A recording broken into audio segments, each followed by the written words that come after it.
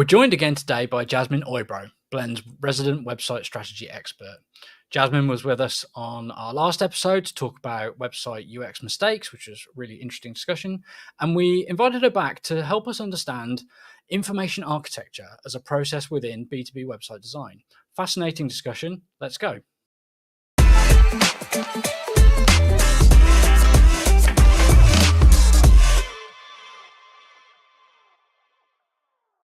Can you tell us a bit more about the role of information architecture in B2B website design, please? Sure thing. So, information architecture is thinking about how you structure content on a website in a user friendly way. So, it's all about thinking about what content do we have, what information do we need to present.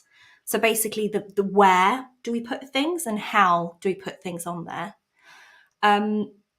Very plainly explained, I guess it's thinking in terms of grouping items and themes into things like similar pages, so we can think about showing our products as categories.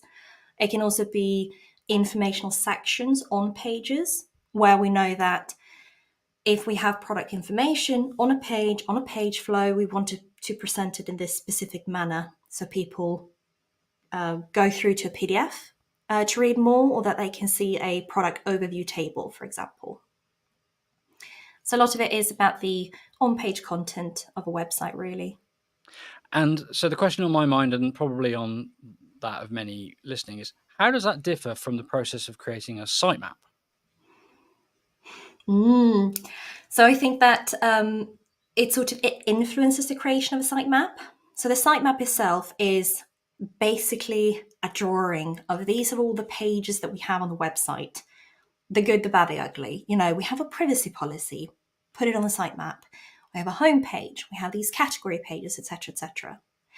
The navigation, and I'm just going to mention that because this is one of my pet peeves, we sort of tend to mix them up. Navigation is all about how we access those pages. So visually, when a person is on the home page, what do they see in the main menu at the top, and what do they see in the footer to access these pages? And the information architecture is taking all of those pages into consideration and all of the things that we know we need to present and talk about. How do we tie these elements together? So the pages of the sitemap with the navigational items, with content that may not really be cut out for being their own pages, but we need to present it anyway. What would you say are the benefits of creating an information architecture separately from the sitemap or navigation?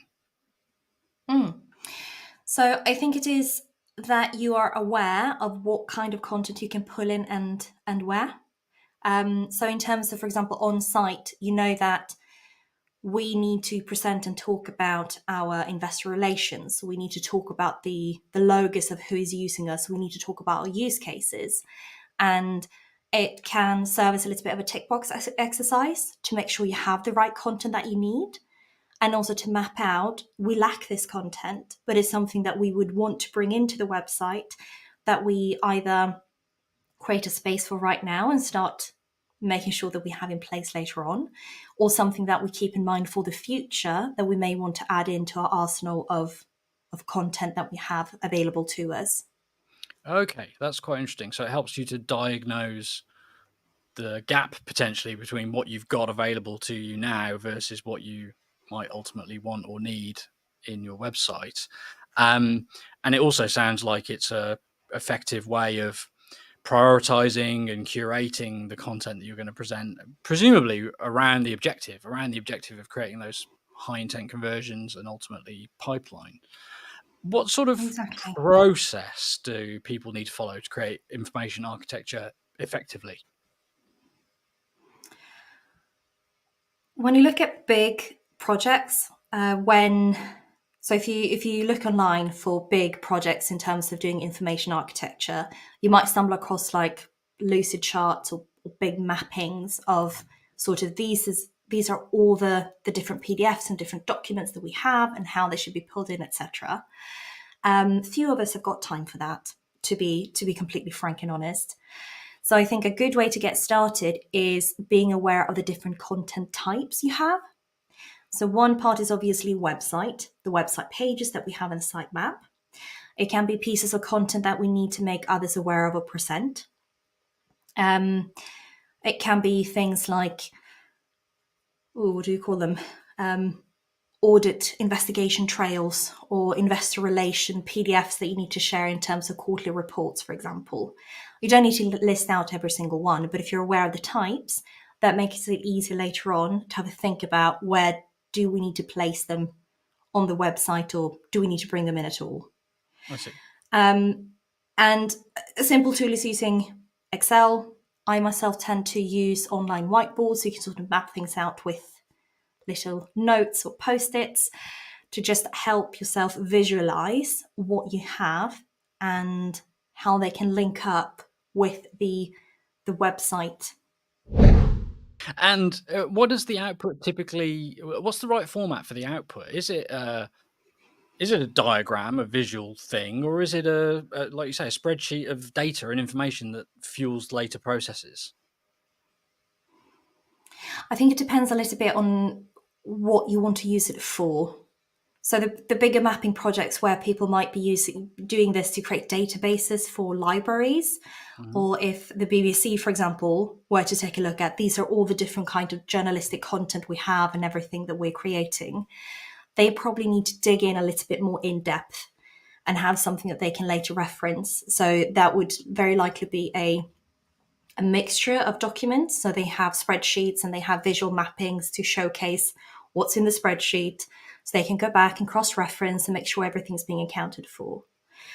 When we work with your average B2B website, I'd say we can very, very likely keep it more simple, where we have an Excel sheet that can be complemented with something that looks very, very similar to sitemap. So we just know the content types, and then we can reference the Excel or the spreadsheet for the items themselves in case we need to be aware of them, make sure that they're being pulled into places like resource centers and case studies overviews.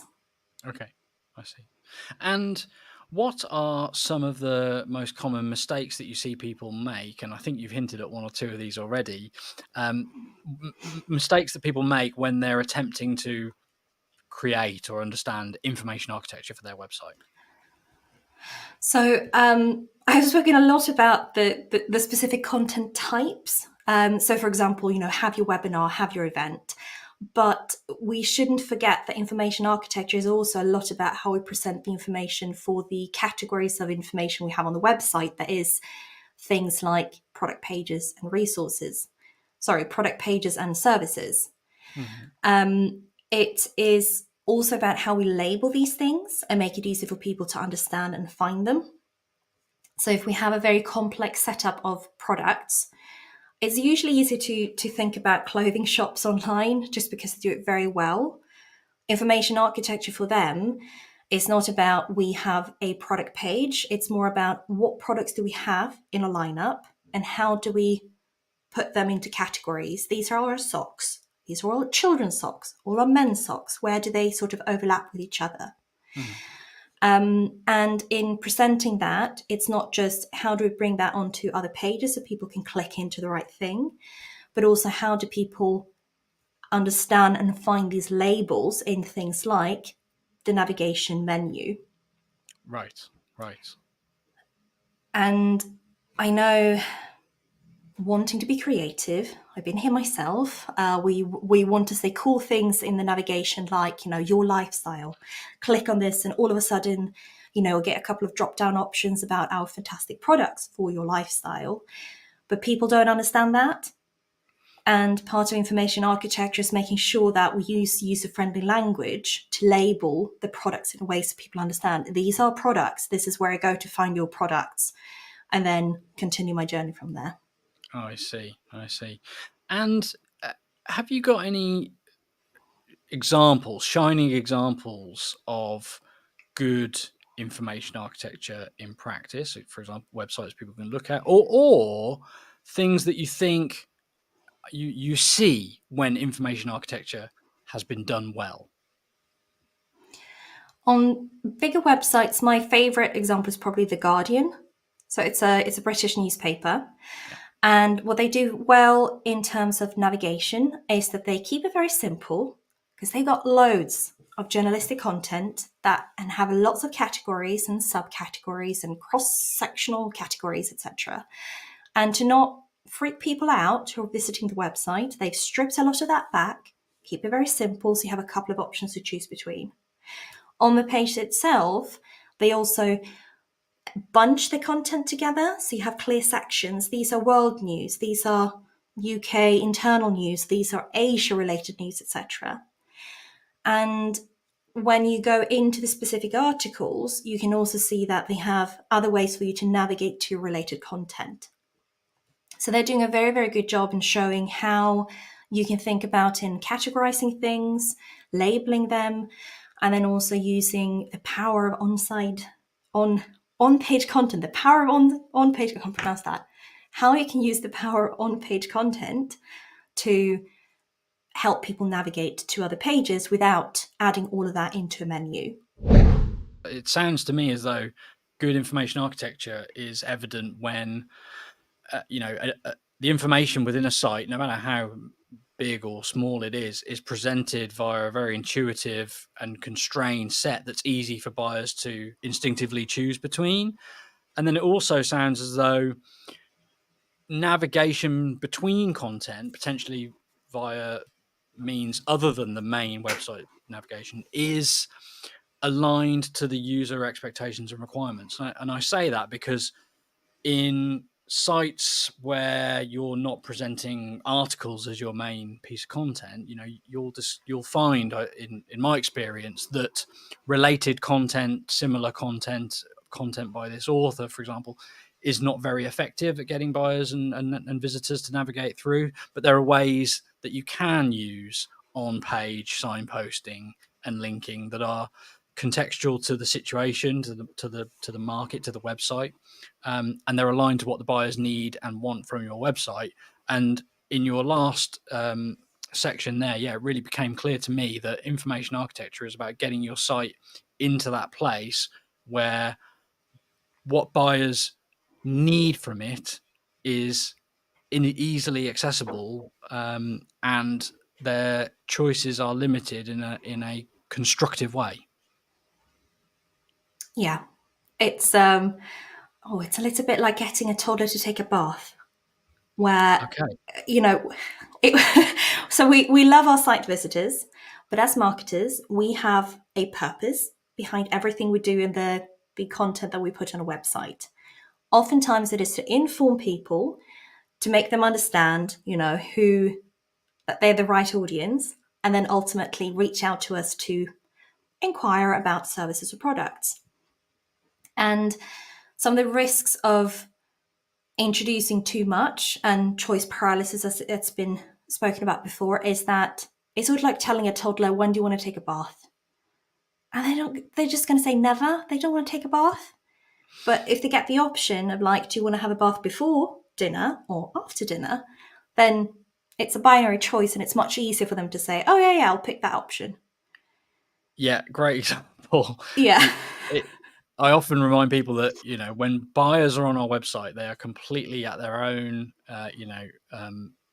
they're outside of our control. We can't tell them what to do. We can't make them do anything.